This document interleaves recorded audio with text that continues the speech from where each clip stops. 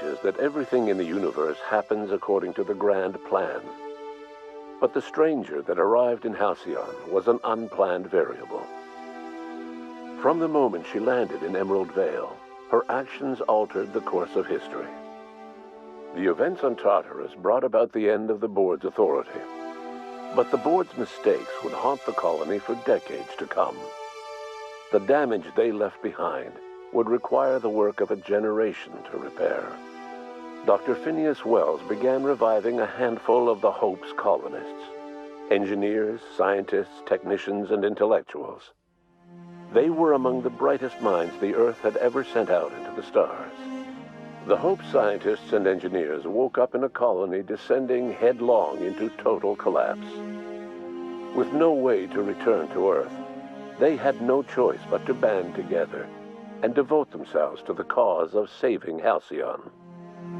The people of Halcyon were nothing if not hardy. In the absence of the board's authority, many of the colony's settlements banded together with a single purpose in mind: survival. Life was especially hard in the years to come. Some towns dissolved by attrition and starvation, but most of them found a way to carry on. In the years to come, Halcyon was forced to reckon with its newfound freedom. The board was gone, and for better or worse, the colony was responsible for its own destiny. Left unchecked, the war on Monarch consumed both MSI and the Iconoclasts. And when the sulfur clouds settled, only stragglers from both factions remained. Some found their way to Sublight, some to Terra 2, and some lived their final years fighting for food in the wilderness. In the end, only the beasts remained. Sublight Salvage adapted to the changes in Halcyon, shifting their business model to suit the times. Their claims of legitimacy were scrutinized, but ultimately unquestioned. Lilia Hagen would continue to protect her family as ruthlessly as ever. The collapse of Edgewater left its workers bereft of any purpose in life. Most of them made their way to Adelaide McDevitt's camp, hoping to ingratiate themselves into her favor. Adelaide accepted only a few to her community.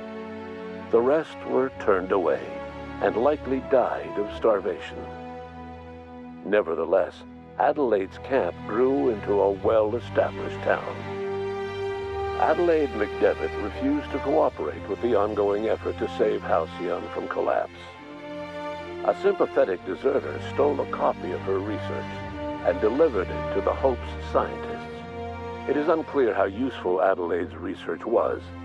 An optimistic estimate suggests her work may have bought Halcyon another few years of survival.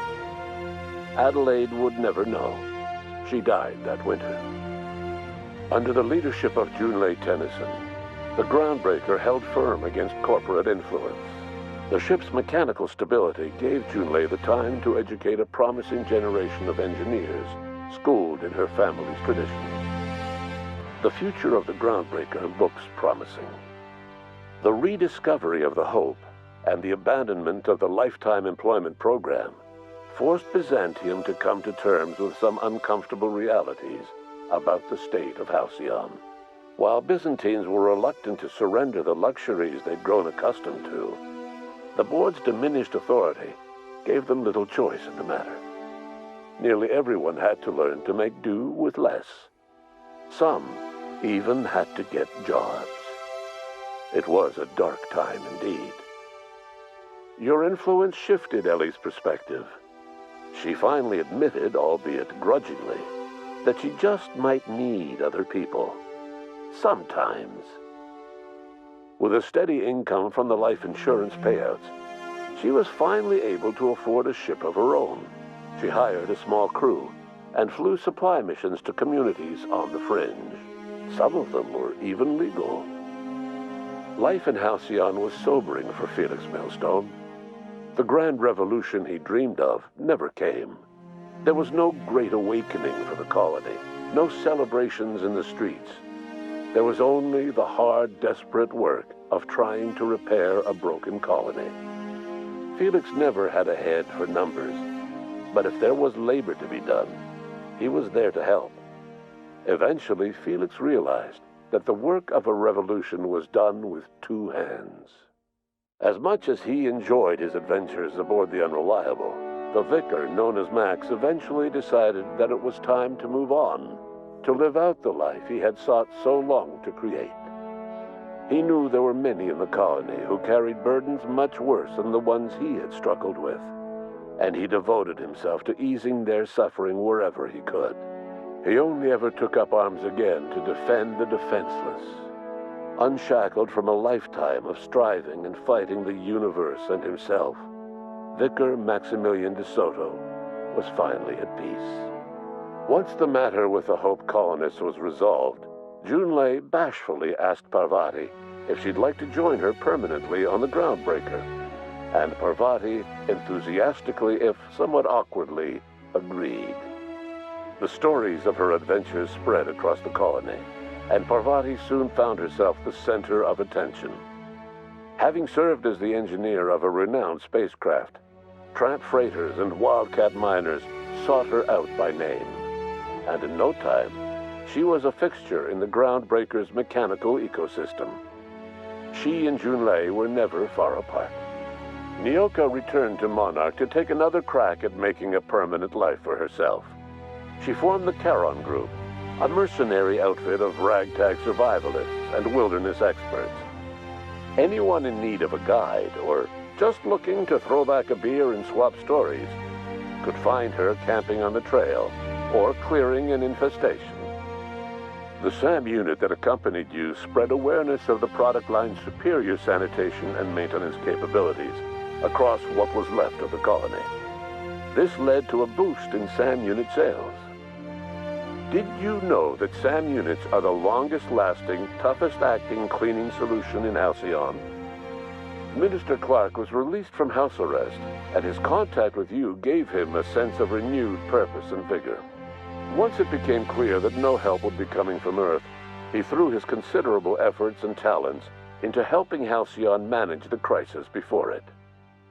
As for Dr. Phineas Wells, he spent his remaining years in his orbital lab.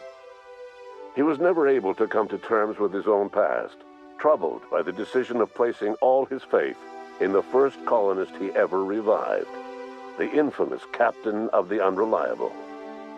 The revival project yielded mixed results. Phineas, weighed down by limited support and his own guilt, struggled to revive more than a handful of scientists and engineers.